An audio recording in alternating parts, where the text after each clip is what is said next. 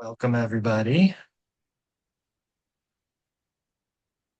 As everybody's filing in, as always, definitely leave your name and where you're from in the chat. We always have good geographic coverage uh, from across the U.S. and even the world sometimes. So that's always fun to see.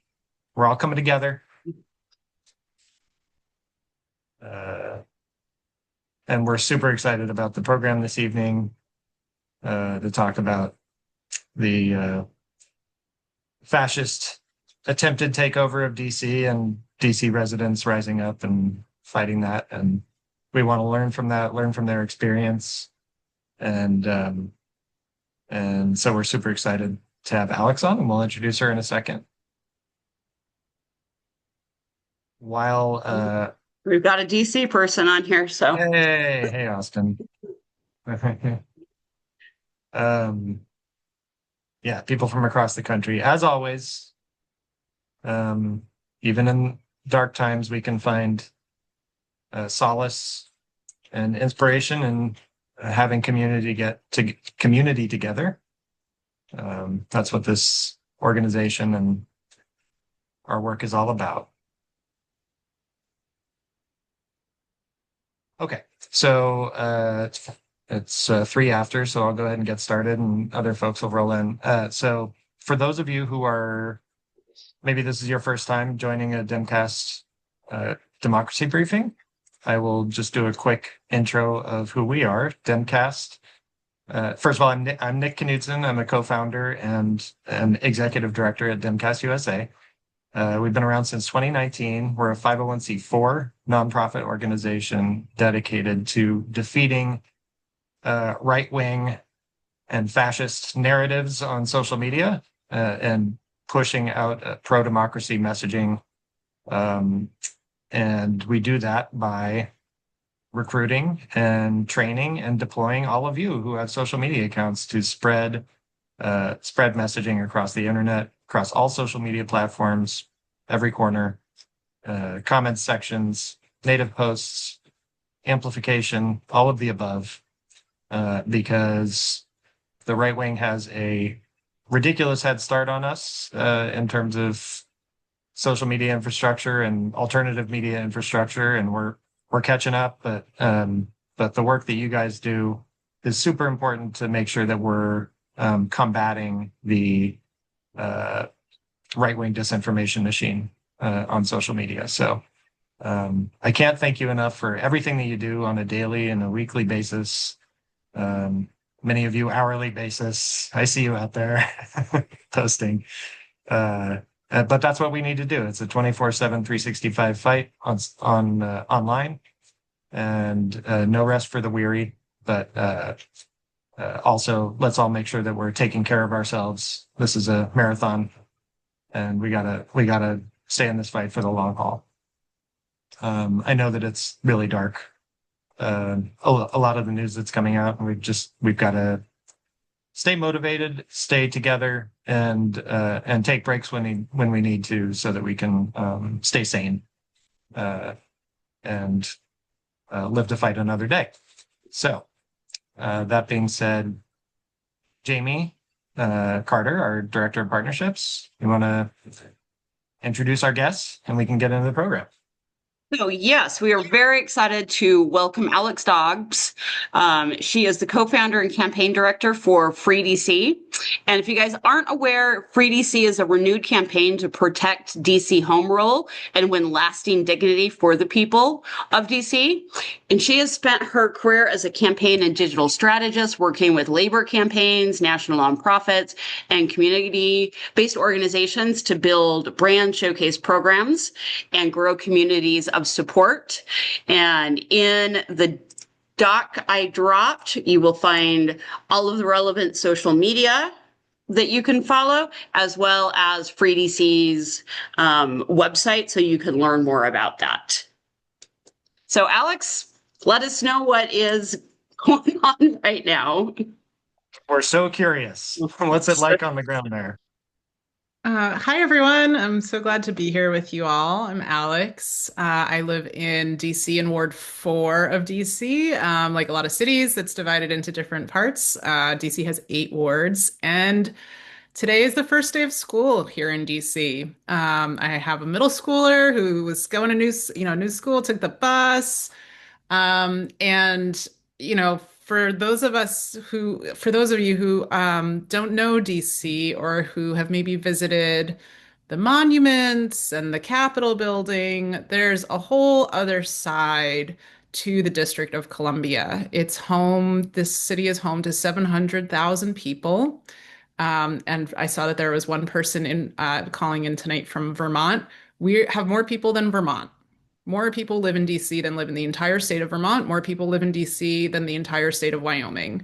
But we often get really flattened as people when we hear Republicans in Congress talking about DC. They often use super dehumanizing language. They've called our schools inmate factories. They have, talk about us as like crime-ridden. And we are a community like any other community.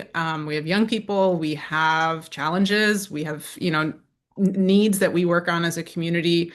But to hear any of the people who are in power right now talk about the District of Columbia, it seems like a crime-ridden hellscape full of vagrants and people who have no value, which is really heartbreaking as one of those people who lives here.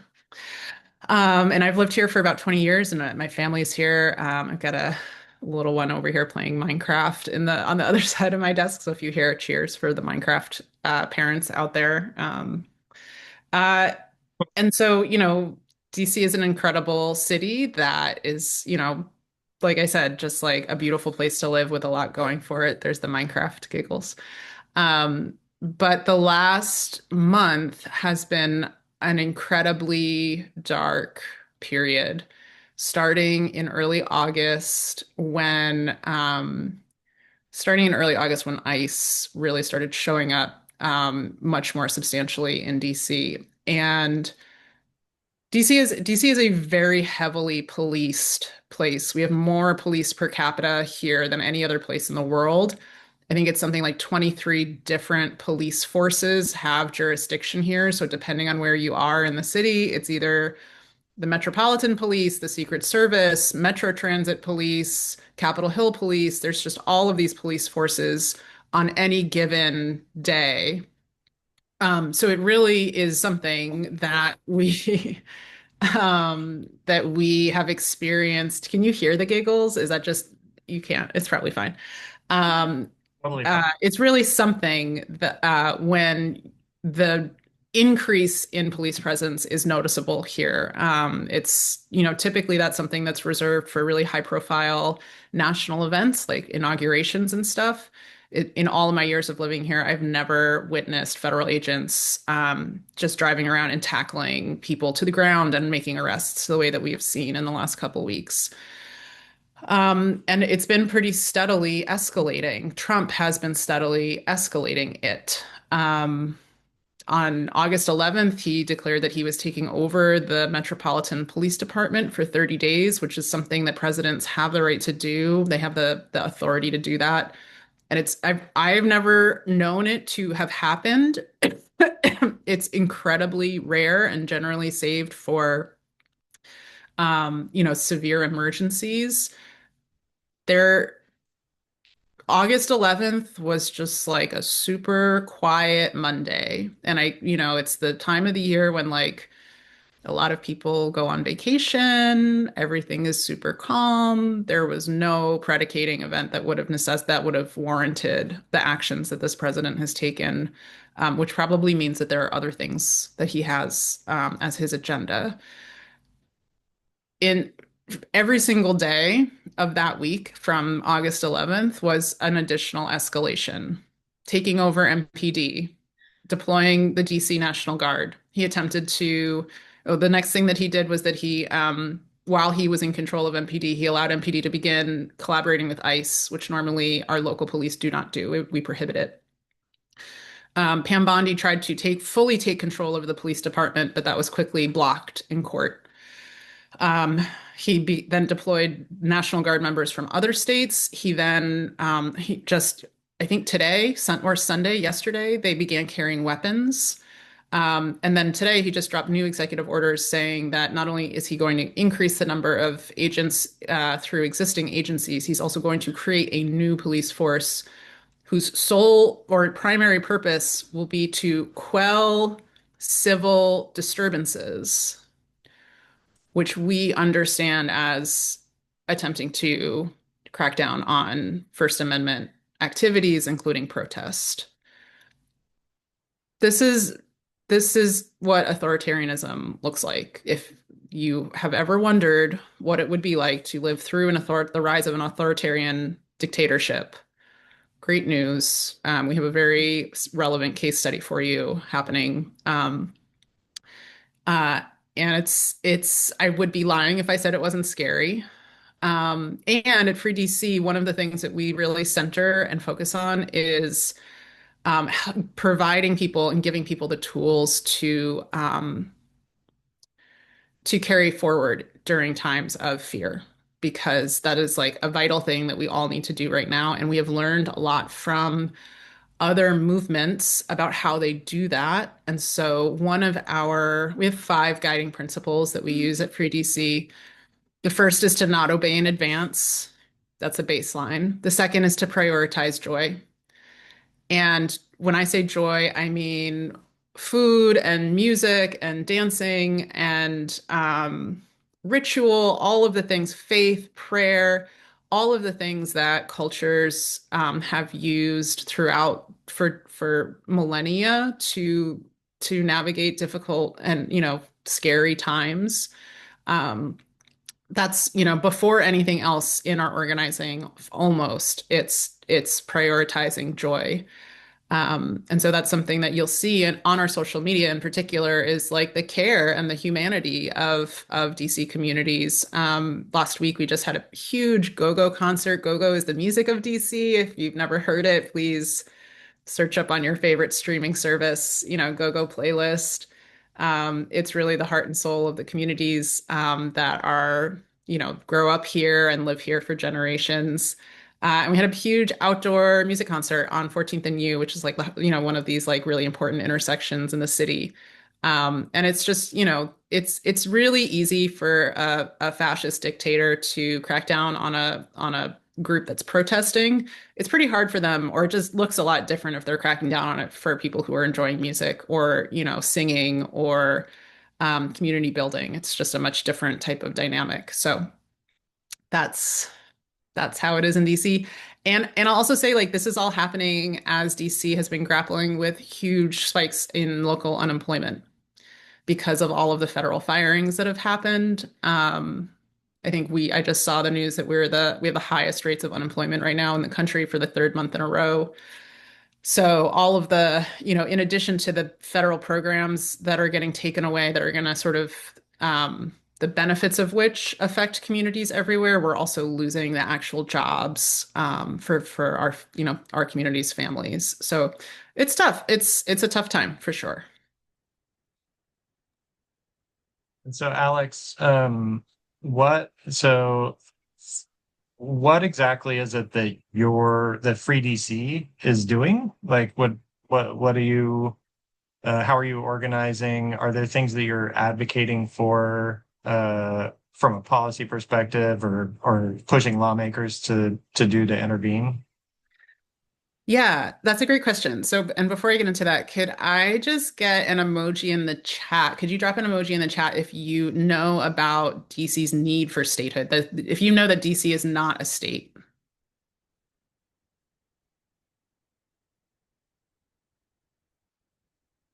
Is anyone hearing that for like the first time? You had no idea.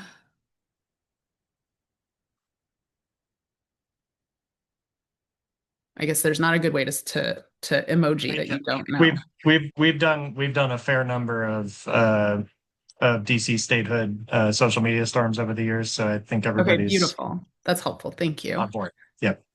Right on. So, before I get into the sort of very specific responses to what we are referring to as the occupation, um, Free DC was is we call ourselves a renewed campaign because the original Free DC campaign was started by Marion Barry, the city's former mayor, who at that point was just a young, scrappy activist in the civil rights movement in the 1960s. And his campaign was also called Free DC, and it eventually won home rule, which is DC's ability to elect a mayor and run a city budget and all those good things and have an elected council. We have a 13-member council here who administers our budget, runs the schools, runs the parks department, all those things that a city does. And my co-founders and I first started discussing this renewed version of the Free DC campaign in October of last year because we had heard this president say over and over again over the summer on the campaign trail that he wanted to take over DC. And so we knew that this was going to be a need, that this campaign, something like this campaign was going to be necessary in, what is now almost a year ago when we first began talking about founding this campaign. And the permanent solution, which we are completely building towards, is statehood for the District of Columbia. DC residents and DC communities are going to be stuck in cycles of federal attacks over and over and over again until we have the full rights and protections of statehood. In any other place in the country, what is happening in DC right now would be considered an act of civil war. Sending in armed National Guards over the requests of the local elected leaders is like by definition how you start a civil war. And the fact that DC has no power to defend ourselves right now is just wild. And is I think a big testament.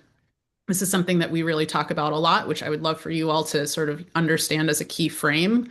The fact that DC doesn't have statehood, what we are witnessing right now is a massive national vulnerability because in authoritarian states, what we know from other countries around the world is the dictator or the authoritarian leader very much will always want to physically control the capital city.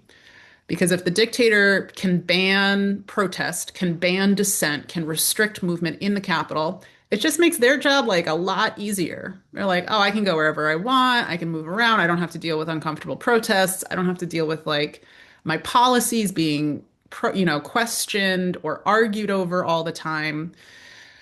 Um, and so I think the statehood movement in general has understood statehood as something that like the people of DC want and nobody else really cares about. But I think nationally we are understanding that everybody needs to care about this because if we lose the nation's capital, if the entire country can no longer protest in Washington DC, can no longer physically freely move through Washington DC, it is a big national democracy problem. And so we really understand statehood as an urgent matter of an issue of our national democracy. So that's like the big picture thing. Um, I'll share here in the chat a couple of links. This is all of our links. So freedc.org/occupation is the sort of like central gathering spot where we're collecting a lot of resources and information, especially some for folks locally and some for people in a few key states. And just so that, like, in case it's helpful as you all understand sort of how DC is navigating this, first and foremost, like, we're all incredibly worried about everyone's physical safety right now. Kids went back to school today.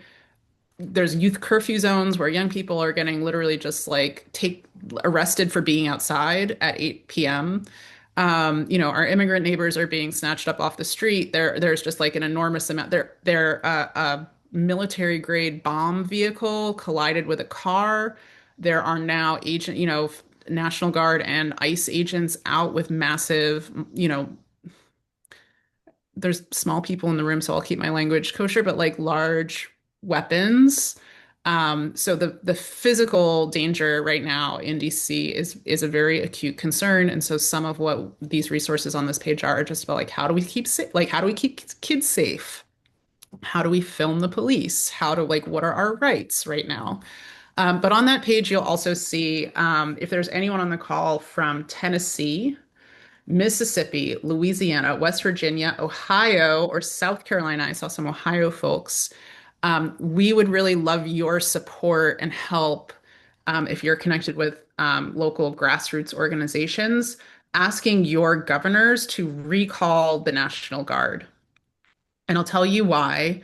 The first is that these are your neighbors who have regular jobs and families back home who are being taken away from those jobs and families to basically just intimidate and terrorize DC residents. It also means that they are not around if your state has an emergency. And, we're going into hurricane season. There are also just unexpected emergencies that the National Guard is actually meant to be, available for in your states. So that's one action that everyone can take. And thank you, Jennifer, for sharing those actions with your folks. There's also some calls to actions that we have in Congress. This is changing. This will likely change. No, it's not. I'm sorry. I've been tracking too many different pieces of legislation that are moving. This action. So this is the action for Congress. If you live in one of those 6 key states that has deployed the National Guard, we would really love your help recalling the National Guard. In addition, everyone, everywhere can send a letter to Congress fighting a couple of key pieces of legislation that are now moving. One of them is that Trump is trying to extend what is called the emergency period. This is sort of that 30-day period when he can exert extra power over our local police. That is supposed to end on September 10th. The National Guard is supposed to leave on September 24th. We are like literally counting down the days until till this happens and doing everything that we can to get all of these forces out and stood down by those dates. But Trump is in the process of attempting to extend those potentially indefinitely. We are going to have lobby days on September 4th and September 8th, right sort of in that window when Congress has returned to session, but before that emergency period expires. And if anyone would like to come and travel to DC to lobby your congressperson, you're very warmly invited to do that. We also are having, as part of that, let me grab the link for this as well. On September 6th, a large national march, which everyone is invited. Please invite any. That first link is the sort of official event page. The second link is a social media toolkit. We would love it if organizations in your states sent buses. We have a bus coordinator. We have, it is going to be a large national level mobilization around these issues, and we would really love your support spreading the word about that event and mostly encouraging individuals or organizations from your states to travel to DC that day to join us. And I've been adding these links into our link stock too, so you guys will have them later. And on our social media toolkits, we'll make sure we get information up about the big day. So what's the plan for the 6th, Alex? Like what does that look like if we're urging people to go? So the event is called We Are All DC, and it's really connecting the fact that, this started in Los Angeles. DC is now the second city that's had a really intense law enforcement crackdown. It's coming next to Chicago, and that news has already sort of come out in the last few days. I do not know where he's getting all these people from, just because it's like there's not an infinite supply of law enforcement agents in this country, but maybe there is. We can talk about that at a later time. But trying to occupy 3 different American cities is quite a feat, a little Napoleonic, but we can assume from that what we need to. Um, and so the March on the 6th is really going to is the first time it's the first time that local DC communities have called for national allies to support to support our efforts to get the Guard out, to get all of these what we're referring to as the escalated federal forces out. Like I said, on any given Sunday, DC has a lot of federal law enforcement, Secret Service, Capitol Police, Park Police, Metro Police. Metro Police is not federal, but those other three are. In addition to a whole host of other alphabet soup of federal law enforcement agencies. Um, so, we know that the federal government is here. There will always be some amount of federal presence, but it's these escalated militarized forces that we want out immediately. And that's our demand, is that these forces get out immediately. Every day, every hour that goes by that these forces are here, it's putting DC communities in danger. And for folks who don't know, the big national marches that come to DC, they're not really for DC. It's very rare that DC, in the 20 years that I have been living here, I've never seen a national march or action that was for the people of the District of Columbia. And a lot of times when those big marches come, sort of similar to the national discourse that's happening now, like the people of DC are afterthoughts. It's like, oh, we're all going to travel to DC and focus on the Capitol. But a lot of times we don't even really talk about the place where it's happening, and that's okay. I know that there's a lot that goes on in Congress that's also important priorities. But this march is not even going to be on the National Mall. This march is going to be in DC communities. We will march from one of our big, beautiful, sort of marquee neighborhood parks called Malcolm X Park or Meridian Hill Park. If you the formal name is Meridian Hill Park. The community name is Malcolm X Park. It's at the top of the hill on 16th Street, about a mile and a half from the White House, and we're going to walk through the city together down to the White House to deliver our demands. That's not a march route I have ever seen for a national mobilization. We'll really be filling the city. We will not be on the mall. I love that. Yeah. And That's great. I've been to a few protests in DC, and they seem to be funner than most protests. There seems to be a lot more music, a lot more dancing than I've seen at other protests. So I don't know if that's a DC thing, but I've been in protests in Pennsylvania, California, and Utah, and that seems to be very specific, this dancing and drums that I see in DC at the ones I've been to. So we do have several questions, though. One, I'm pretty sure I know the answer, but is there any validity to the claim that DC police is manufacturing crime stats to downplay the seriousness of the crime problem, or is this just a lie? No, I mean, DC police track incidents of violence very closely. Anyone who has been paying attention to DC local politics, it's a huge issue in local politics, right? About every retiree in the city is worried about safety. And so it's very hotly debated. And that's probably true of your community, right? Like, how do you know that the information about, incidents of violence is accurate where you live? You just listen to people who you trust, and they publish open data about it. You can go to, it's like mpdcrimecards.com. They have it's like an open government database that you can just see, like, oh, there were, 3 car break-ins last night, and one gunshot fire recorded, and they just show all of the incidents every single day. So they have the receipts, like MPD. I'm very interested to see how that hearing shaped. James Comer, the chair of the oversight committee, just called a hearing about basically accusing DC of manufacturing crime statistics, but they have the receipts. So I don't know what he thinks he's going to accomplish, except like it's soundbite on Fox News. I hope that our leaders know to take it as a opportunity to be proud of all of the really hard work. Violence in DC reached a 30-year low this year because our local elected leaders have put it. It was in January, during Oh, the Biden administration, technically, it reached a 30-year low, which is something to be super proud of. And Donald Trump has only been in DC to do two things. One is to give out sad pizza to the troops last week. Held a pizza party for all of the National Guard members who are here. And the second thing is that he drives his bulletproof limousine to his golf course.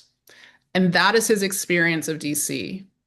Other presidents have gone to like small bookstores and restaurants. I don't need to center or make this like a Democrat and Republican thing, but even the Republican presidents of the past have gone out in the city, and obviously they're in a massive Secret Service bubble and very tightly protected. But this president in particular doesn't know what he is talking about at all. His allies in Congress have never spoken to DC residents. We will often go to Congress and harangue them in the hall because they never have had a community meeting. They have never, asked for public input. They have never talked to our local leaders. So there's just it's posturing, it's lying. I don't know what else to say. And I know I saw reports today that some veterans are starting to do a sit-in.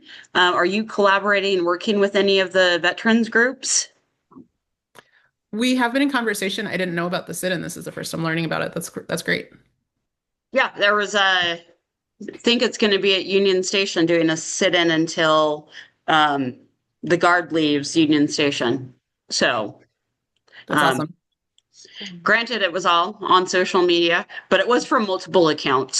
So, um, do you think Mayor Bowser is doing everything she can?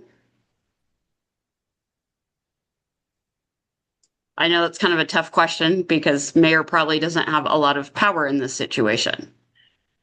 Yeah. So, um, Mayor Bowser is a controversial issue locally. Not everyone's favorite. Some people love her. Some people are frustrated with her, like any mayor, any third term mayor in particular of an American city. Um, what I have really appreciated about Mayor Bowser is that she's doing a great job adhering to the law, articulating what the law says, and following it. She is following the law, which right now feels inadequate. But that is, in theory, what we want our elected leaders to be doing. It was great to see the DC Attorney General file suit against some of the actions that this administration have taken. But the mayor, the president does have the authority to send it to take the steps that he is like, he is legally within his right in some ways. I do know that the DC Attorney General has filed suit against some of what is happening. And I'm not a lawyer and haven't followed the legislation closely enough to be able to talk about it in much detail. I do know that there is another suit coming through.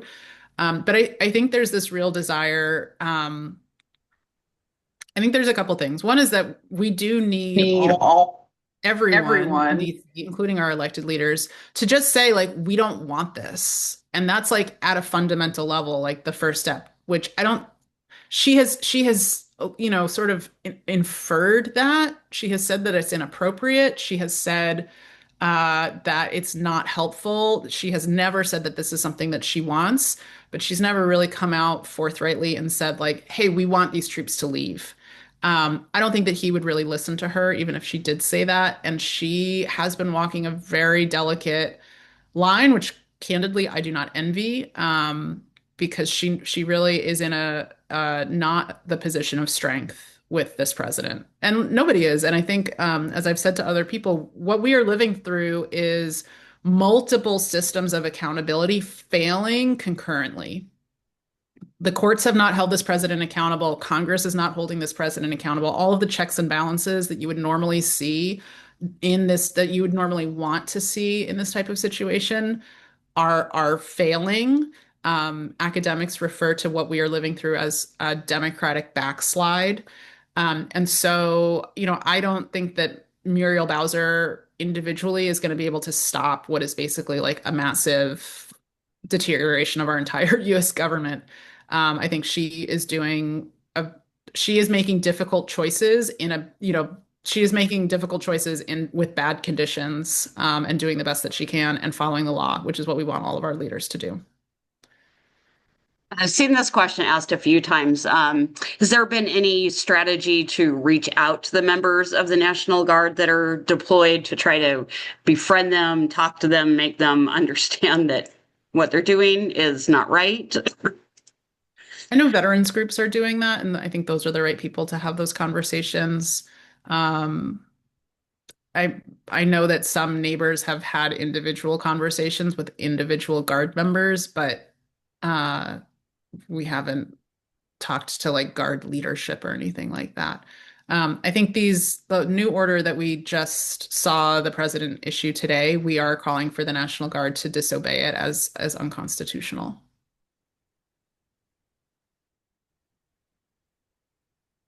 My computer is now trying to do weird things on me. Um, and this is an interesting question. What are the most catastrophic consequences of Jeanine Pirro being made the acting U.S. Attorney of D.C.?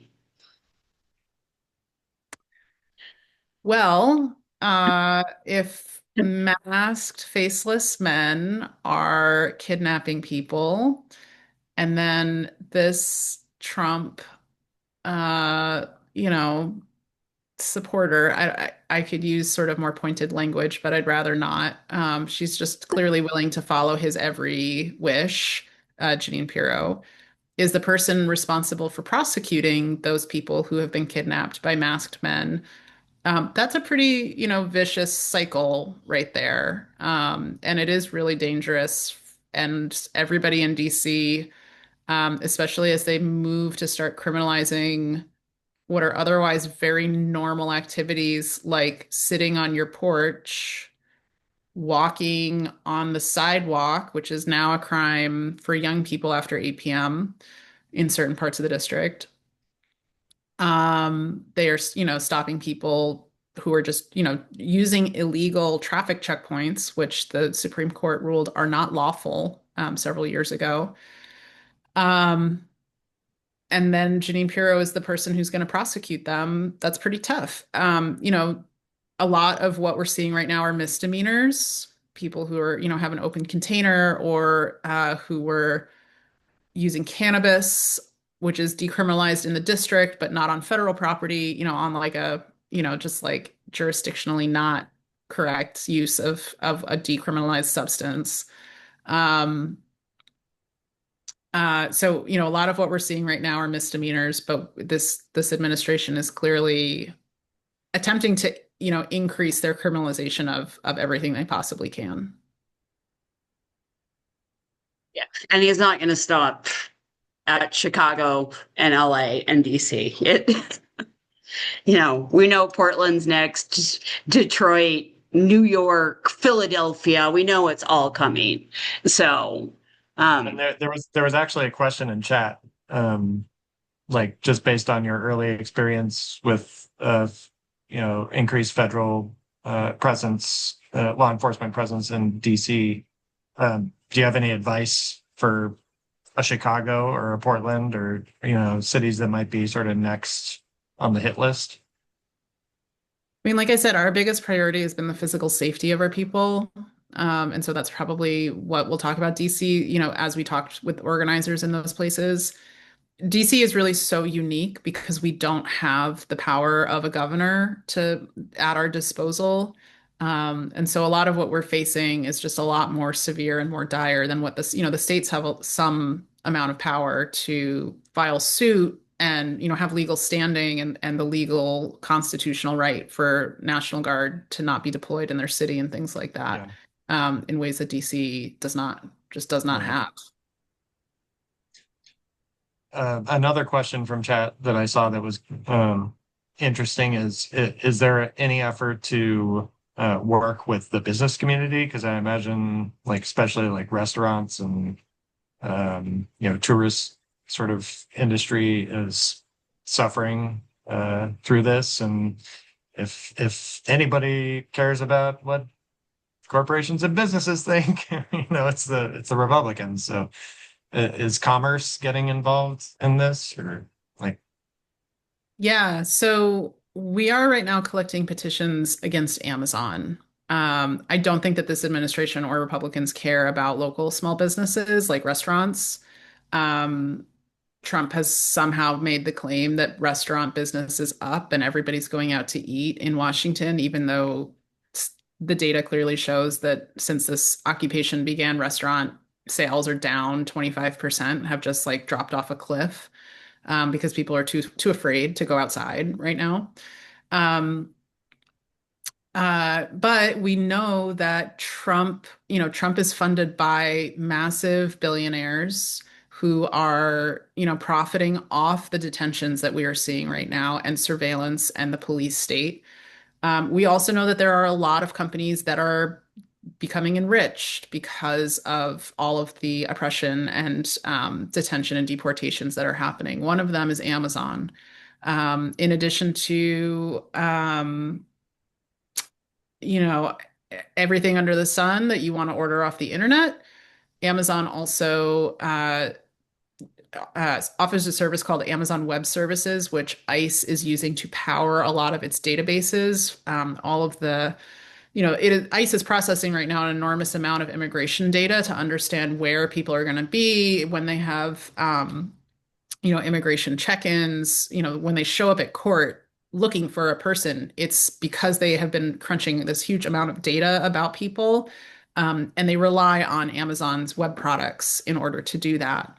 Jeff Bezos, who is the chair of the board of Amazon and the founder, but no longer the CEO, also happens to own the Washington Post, which is our largest local paper. And he has, over the last year, slowly but steadily exerted a very pro-Trump presence in that paper, and sort of is eventually sort of shifting towards the censorship of the free press here. So we're certainly thinking about Amazon and what it would take, and we're having a big Labor Day march this coming Thursday. For anyone who is in the DC region, please join us on Thursday at 4, August 28th, Thursday, August 28th at 4 p.m. at DuPont Circle. And workers over billionaires is the framework for this action on Thursday, and we'll be talking about Amazon. But we are starting to look at sort of not the small business angle, but the corporate business angle of what corporations are profiting off this administration, and therefore likely going to be uh, enabling this administration. Yeah, so we'll send that our way. I think our people would be very interested in going after some of those big corporations. So, and I know we've kept you past time because we were supposed to be 30 minutes, but this has been wonderful and terrifying. So No, seriously, Alex, like, I think it's been like we see clips on social media about kind of what's happening in the streets, but like being able to hear it from you from an organizing perspective has been really, really interesting. It kind of gives us food for thought about how we can best support what you're doing on the ground there. So incredibly grateful for you carving out the time. I know you're super busy for coming and talking to this community. Thanks. I'll appreciate it. Please spread the word. We could really use the support. Oh, we will. We will. Great. Okay. Thank you. Thanks, you. everybody. Bye. And then I know she had talked about Labor Day, but there is a national workers over billionaires on September 1st, which is Labor Day. And right now there are about 1,000 events on the map. So that is the link. We all very good friends of labor, so we're happy to support this. I'm happy to sign on as a partner. And if I have any Utah folks, we're doing something different. If anybody is from Utah, we're doing a fascist fighter fun walk instead, where we're dressing up as our favorite anti-fascist, as our favorite fascist fighter. So I've got my RBG robes. One of the core co-organizers has ordered a white dress where she painted "Tax the Rich" on the back. So, because we wanted to have some fun and make fun of this administration, to see if we could get more people involved by, instead of just doing a protest, actually having some fun doing this. So we'll see how it goes. But Excellent. Thank you, Jamie.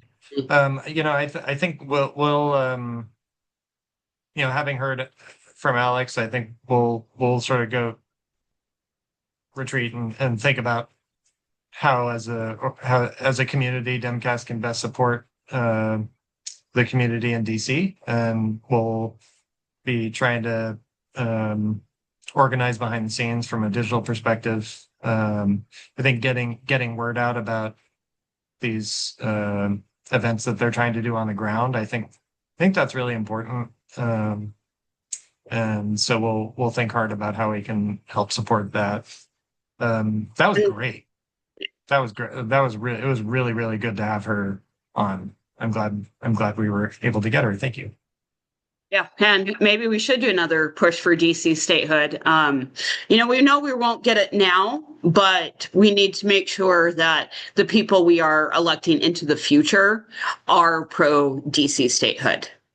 So, and it has nothing to do with 2 Senate seats as to do the fact that there are over 700,000 people that don't have representation, and DC is the largest minority district in the country. Yeah, no, absolutely. Rico's a little different, just because it's very split. And so what has been proposed in Puerto Rico is supporting a ballot measure, letting the people of Puerto Rico decide if they want to continue as they are, become a statehood, or become an independent country. And so that's really where the push is, because they haven't done that actual vote on like a big election. It's always been kind of like a small one off to the side where there's only been about 15 to 20 participant. So the push there is make sure that they have the resources to do it like at the presidential election when a lot of people will come out and vote on that. It's basically, I think it's called the Puerto Rico Self-Determination Act. Cool. Jamie always knows. I have a weird memory on shit, so guys, we will we'll like I said, we'll go sort of retreat and process what we heard today and think about how we can best help you all get word out about what's going on in DC and about opportunities for support and engagement on this. This was a really scary but important call. So final question though, it's on would be helpful to have a regular monthly protest, and they pretty much are monthly at this point.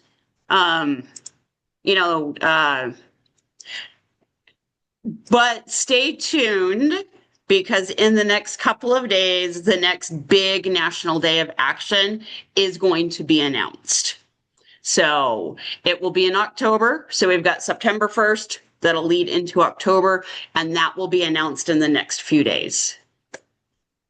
And this is along the lines of hands off, no kings. Yep. The John Lewis Day.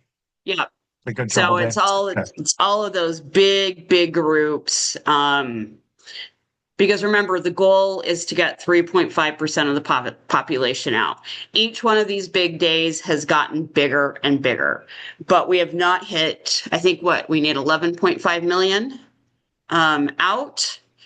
And I think 7 million was last time. So we need to keep pushing till we get that 3.5% of the population. And then stay in the streets until we get rid of these fuckers. All right. Yeah. All right. Well, thank you all for joining. We've got 10 minutes of your time back. Appreciate y'all. We never end early. right? We will post this on our YouTube, Jamie, Yep. by Wednesday. And that's one thing that you can do, because what Alex said was really interesting and really engaging. So I encourage you all to share that link to YouTube once it's up. On all of the links that she has been dropping into chat, I put into the document, and we will send that out on the follow-up email tomorrow for everybody. So all of those links are all in one place. Awesome. All right, everybody have a great night. Thank you All so right. much. Bye, guys. Love you guys.